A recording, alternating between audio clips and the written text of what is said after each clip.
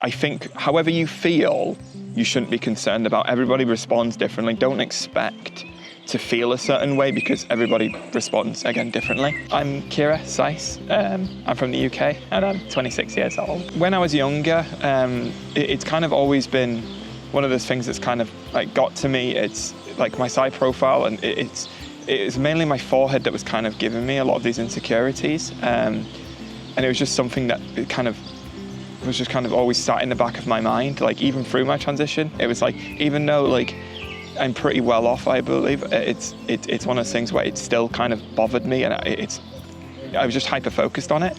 Even if other people would effectively say it's not as bad as it is, it was still something that was completely like consuming me.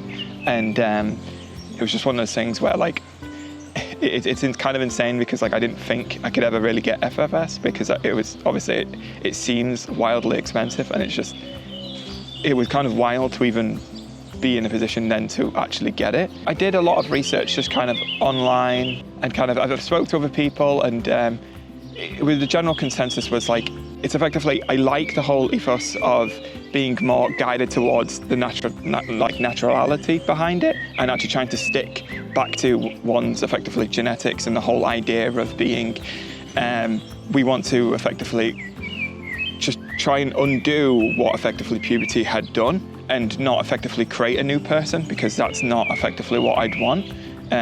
Because obviously that's effectively what plastic surgery is for. Seeing the VFFS was like incredible, and like now seeing the result is like they've like completely outdone like the VFFS, which I was like, that's wild. It's like kind of incredible, which is insane. Everyone has been like incredible. Everyone's so friendly, and like it's really strange because it's like, I think obviously when you expect kind of more of a, I guess I would have expected like a very like clinical, like, you know, we're just here to do our job type of feel, but everybody wasn't like that. It felt so like personal, and it felt like everybody actually cared, and it was just like, everyone was insane, and like everyone was so caring, and just like genuinely felt like they were just there for you as like more of like a personal relationship rather than like more as just your relationship with a doctor and nurse, a surgeon.